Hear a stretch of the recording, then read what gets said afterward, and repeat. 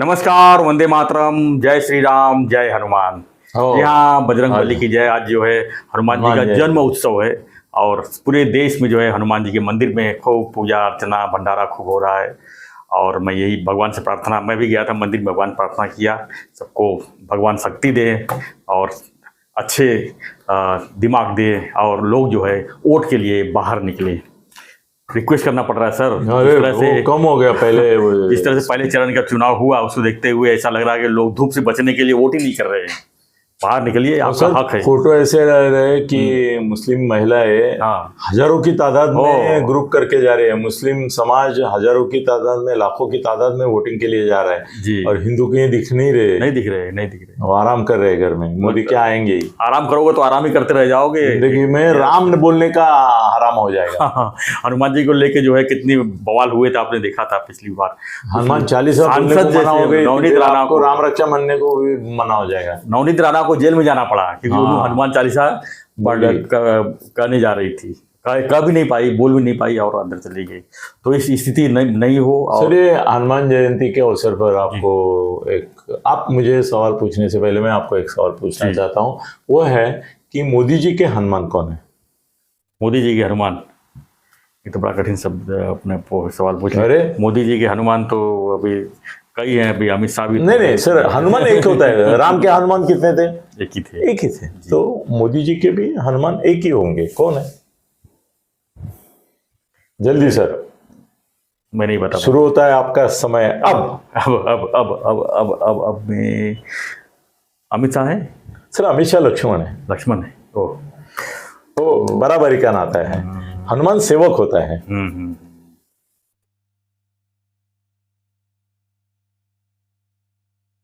समय खत्म हो गया मेरा। सर, उनके हनुमान जो है वो है जेपी नड्डा। क्योंकि वो नड्डा जिस तरह से मोदी जी की सेवा कर रहे हैं, बिना उसके बारे में कोई यहाँ ये मचाए, शोर मचाए, वो सर उसके बारे में परसों ही मेरी किसी से बात हो गई जी। वो बोले नड्डा जी को अभी तक आप लोग समझ नहीं पाए। वो हो सकता है कि कल के प्रधानमंत्री पद के उम्मीदवार भी हो सकते हैं। क्या बात? मुझे बिल्कुल आशंका भी नहीं थी। मैंने बोला मैं समझ हो गया, मैं नाम ही नहीं याद आया। नहीं, मैं बोला कि उनका मुझे ऐसा ना वक्तृत्व में, कर्तृत्व में या कहीं प्रभाव नहीं दिखा है। तो बोले नहीं, अभी कैसे है ना कि जो भी मोदी साहब का पॉलिटिकल और दूसरा काम है, उसमें उनके सबसे विश्वासु अगर कोई है तो वो है जेपी नड्डा साहब। ये बड़ी बात मुझे पता चली। तो जी। उस समय ऐसा हुआ कि सहजता में मैं बोला परसों हनुमान जयंती है, क्या मैं उनको हनुमान कह सकता हूँ? बोले बिल्कुल कहो आप। लोगों को मालूम नहीं है कि जेपी नड्डा का चीज है। वो बोले कि जिस दिन जेपी नड्डा का नाम सामने आ जाएगा पंतप्रधान पद के लिए मोदी के बाद, मतलब अभी टाइम है, तो बोले लोग तब रियलाइज करेंगे कि ये आदमी में इतनी ताकत थी। सर, वो जेपी नड्डा की बात मैं करूंगा। शाह सर लक्ष्मण है। जी। तो आते हैं महाराष्ट्र की राजनीति पे थोड़ा सा। जी। अभी चुनाव तो जोर शोर में प्रचार शुरू है, सभाएं हो रही है। सभा में जो है एक दूसरे पर आरोप प्रत्यारोप खूब हो रहे हैं। अभी फडणवीस जी ने आरोप लगाया कि फडणवीस के ऊपर आरोप लगाया उद्धव ठाकरे ने कि वो गिरफ्तारी से बचने के लिए जो है सरकार गिराई, यानी उद्धव सरकार को गिराई। और ठाकरे जो है अब सीधा आरोप लगा रहे हैं फडणवीस के ऊपर। तो ये बात आपका क्या मानते हैं? नहीं सर, इसमें कैसा है ना कि दोनों पार्टीज आधा सच बोल रही है। हमको पूरा सच बताना चाहिए और दोनों एक दूसरे को पूरी तरह से बोलना चाहिए। कौन क्या किया सर, लोगों सामने आना भी चाहिए। ऐसा नहीं बोलते, वो काम अपने जैसे लोगों का है। अच्छा। सर, कैसे है ना कि देवेंद्र फडणवीस, गिरीश महाजन, आशीष शेलार और तुम्हारा मुंबई बैंक का प्रवीण दरेकर, इन 4 लोगों को अलग अलग मामलों में गिरफ्तार करने का कारस्थान, षड्यंत्र हो चुका था। FIR। हाँ, और ये तुम्हारा उद्धव उसमें लीड रहता, संजय लीड ले रहा था, शरद पवार लीड ले रहे थे, मतलब सबने मिलके वो एक कारस्थान बनाया था। कि इन्होंने ऊपर से अनिल देशमुख को उठाया है, तो हम क्या करते हैं कि इनके मुख्यमंत्री जो थे उनको ही उठाते हैं, इनके जो खास कम खास है उनको उठाते हैं। तो क्योंकि ये तुम्हारा नवाब मलिक भी अंदर था और ये भी अंदर था, तो बोले मंत्री को एड्रेस करना या बड़े आदमी को एड्रेस करना, ये अगर ऊपर से करते हैं तो हम नीचे से करेंगे। सर इसमें ऐसा है कि एक एक का प्रकरण लेते हैं। सर फडणवीस साहब जो थे उनको वो रश्मि शुक्ला का जो टैपिंग मामला है उसमें उठाना चाहते थे। अभी ऐसा है कि उद्धव और ये उठाना चाहते, बात जितनी सच है उतनी ये बात सच है कि रश्मि शुक्ला का वो कुछ बाल भी बाका नहीं कर पाए। रश्मि शुक्ला जो है, हाँ वो तो अभी टॉप पोजीशन पे। सर रश्मि शुक्ला के खिलाफ जैसे ही इनका षड्यंत्र का पता रश्मि शुक्ला को लगा और फडणवीस साहब को लगा, क्योंकि रश्मि शुक्ला के पीछे फडणवीस थे, ये बात भी सच है। फोन टैपिंग हुई कि नहीं इसका जवाब सर हम दिल से अगर देना चाहिए, हृदय से और प्रामाणिकता से, आज हनुमान जयंती है तो हुआ था, इसमें कोई शक नहीं। फोन टैपिंग हुआ था, इलीगली हुआ था क्या? इलीगली ही हुआ था, कोई बात नहीं।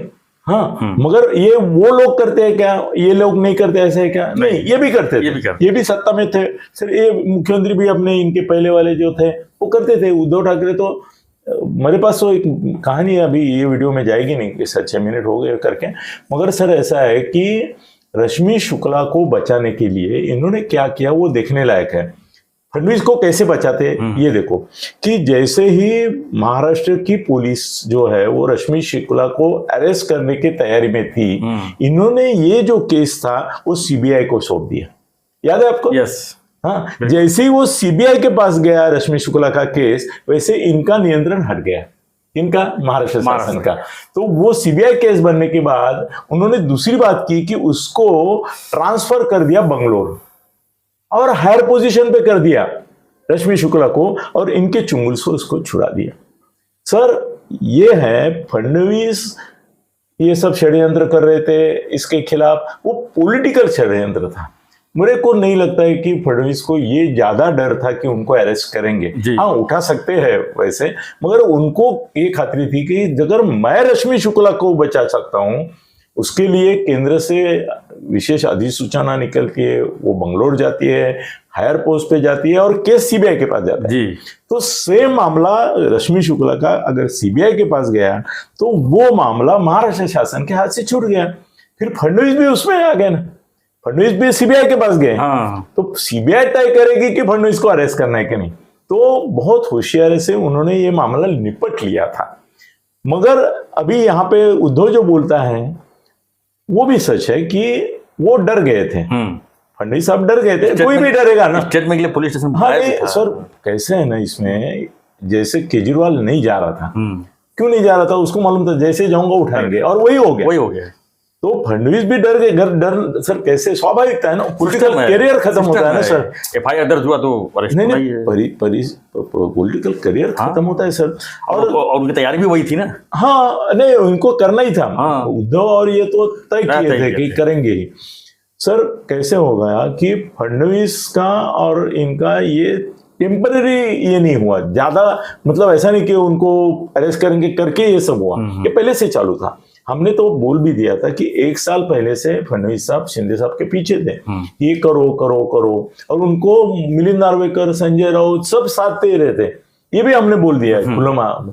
तो सर फडणवीस साहब का ये प्रयत्न चालू ही था कि सरकार बदले, क्योंकि सर पॉलिटिकली इनकी सरकार रहना 2 कारणों से उनके लिए हितकारक नहीं थी।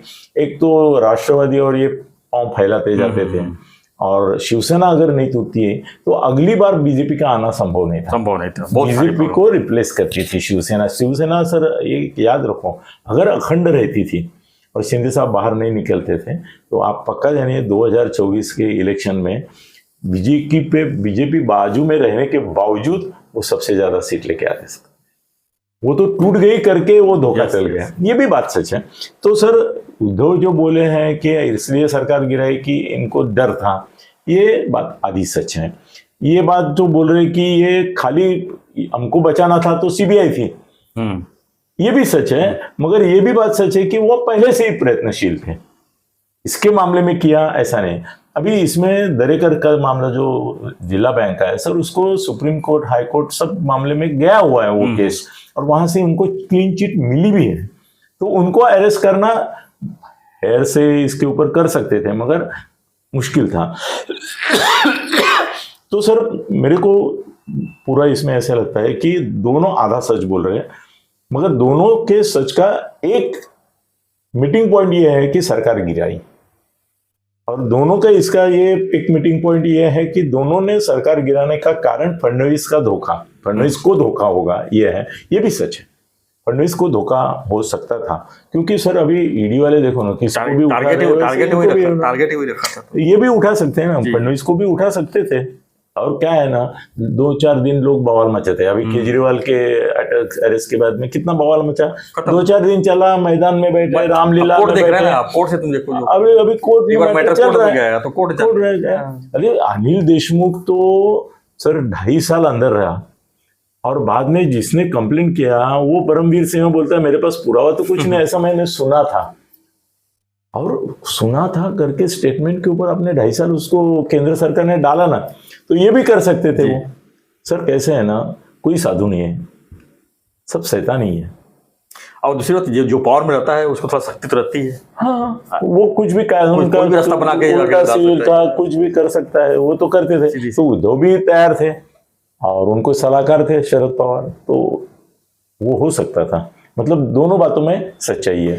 अगर ऐसी बात है तो सर कि तो सत्ता में आए, फडणवीस साहब सत्ता में आए, तो उनको रिवेंज लेना चाहिए था, उन लोग को भी तैयारी करना चाहिए था कि डालो इन लोगों को भी अंदर। अब सर डालना वो चाहते हैं, मगर हमको ये भी सर आधा सच नहीं बोलना चाहिए, पूरा सच बोलना चाहिए। सर बड़ी बुरी बात है, अच्छी बात है, ये भाजपा वाले जाने, शिंदे साहब जाने, ये जाने, मगर आपको बताऊं मैं, सबसे बुरी बात ये है मेरे हिसाब से कि आज भी बीजेपी की आशा शिंदे से ज्यादा, अजीत से ज्यादा उद्धव के ऊपर है। अभी भी है सर। बैक टू कल अगर ये 24 के विधानसभा इलेक्शन के बाद उनको ऐसा चॉइस मिला कि शिवसेना के साथ जाना है और शिवसेना के 50 है और शिंदे के साथ जाना है और उनके 30-35 हैं, तो सर वो उद्धव की शिवसेना के साथ जाएंगे। फिर तो ये सब पब्लिक से गद्दारी होगी। फिर पब्लिक जो साथ, पब्लिक के साथ तो हर एक गद्दारी है। वो शिवसेना और ये चुनाव जीते साथ में, और बाजू में ये तो गद्दारी थी ना सर। अभी गद्दारी ही है सब, गद्दारी किसी की नहीं है। मगर सर राजनीति है, कुछ भी हो सकता है। ये डर जो है महाराष्ट्र में तो सबसे पहले ये डर सर सबको लग रहा है। अजीत दादा को भी लग रहा है कि ये साले शिवसेना उद्धव के साथ कभी भी पैचअप करेंगे। शिंदे साहब को भी लगता है कि ये इलेक्शन में देखो सर, देखते देखते उन्होंने लोकसभा चुनाव का परिणाम बहुत कुछ करेगा। जीत पकड़ के उन्होंने 16 सीट ले लिया आज शिंदे साहब ने। उनको 4-5 देने के लिए बीजेपी वाले तैयार नहीं थे। वो बोले थे इनको 4 देंगे, इनको 4 देंगे, मामला खत्म, बाकी सब हम लड़ेंगे। मतलब 10 सीट देंगे, 38 हम लड़ेंगे। सर 16 सीट ले लिया आज शिंदे साहब ने, बड़ी बात हो गई। बड़ी बात। वो जीत पे अड़े रहे सर। इसके लिए उन्होंने अभी ये बात बोलनी चाहिए कि नहीं मुझे मालूम नहीं, शायद उनको पसंद नहीं भी आएगा। सर उन्होंने अपना मुख्यमंत्री पद दाव पे लगाया था कि मेरे लोगों को अगर टिकट नहीं मिला, जिन्होंने मेरे लिए त्याग किया है, तो मुझे मुख्यमंत्री पद नहीं चाहिए। यहाँ तक बात हुई, तभी तो ये फडणवीस और बीजेपी वाले मान गए। मानने तैयारी नहीं सर नहीं थी। आज भी वो कहाँ टिकट अभी तक बाकी है। ठाना है, मुंबई है, कहाँ अभी तक, नासिक भी अभी चल रहा है। सर तो ये बात बड़ी हो गई कि शिंदे साहब का एक ये गुण भी प्रकट हुआ है कि वो भी अभी एक वो लेवल पे जा रहे हैं। ये बताइए मेरे को, 16 सीट ले लिए हैं, ऊपर नीचे कुछ हुआ परिणाम में, अगर लोकसभा के परिणाम में, उसका भुगतान कौन करेगा? सर लोग अगर मोदी को वोट करते हैं तो मोदी का जो भी रहेगा उसको वोट करेंगे। बिल्कुल। तो शिंदे 18 सर शिवसेना के पिछली बार आए, उसमें से 8 भी आते थे क्या? 18 कैसे आए? नहीं आते। 18 के 18 में सर मैं बोलता हूँ एक हाथ छोड़ के बाकी सब मोदी की वजह से है। मोदी की वजह से 17 मोदी की वजह से है, ऐसा बोलते हैं, नाम नहीं लेते किसका, मगर 17 मोदी की वजह से है ना सर। अगर मोदी की जादू चल गई और चलने वाली है तो सर इनके 16 आ जाएंगे शिंदे साहब के। हम दोनों तरफ सोच रहे हैं ना सर। 16 आएंगे नो डाउट, तो 16 आने के लिए उन्होंने 16 सीट लिया है। उल्टा अगर सोचेंगे तो क्या राहुल के ये है वे नहीं हम कह रहे हैं कि कैंडिडेट के हिसाब से अगर कोई चुनाव करने सर गया कैंडिडेट के हिसाब इस बार भी चुनाव नहीं होंगे, नहीं होगी। मेरे को थाना का कैंडिडेट मालूम नहीं है ये क्षण को जी। फिर भी मेरा वोट मोदी का जो प्रतिनिधि रहेगा उसको जाएगा। मेरी मिसेस को पूछो, मैंने जितने दोस्तों को पूछा कि भाई थाना में कैंडिडेट नहीं है वो बोले कैंडिडेट कोई भी हो, कोई भी हो, कमल दबाना है नहीं, धनुष्यबाण दबाना है। अच्छा, धनुष, क्योंकि इनका धनुष्यबाण है सर। वो मेरे को भी डर लगता है कभी कभी, इन्होंने धनुष्यबाण लिया है मगर उनको भी अपनी आइडेंटिटी रखनी है। अगर राज ठाकरे बोलते कि मेरे को 2 सीट मिलते थे, मैंने नहीं लिया क्योंकि इंजन लेना था, लेकिन तो उसके इनका लिए भी भाग बनता उसके लिए सर लोगों को निकलना पड़ेगा वोट करने के लिए, तब तो होगा।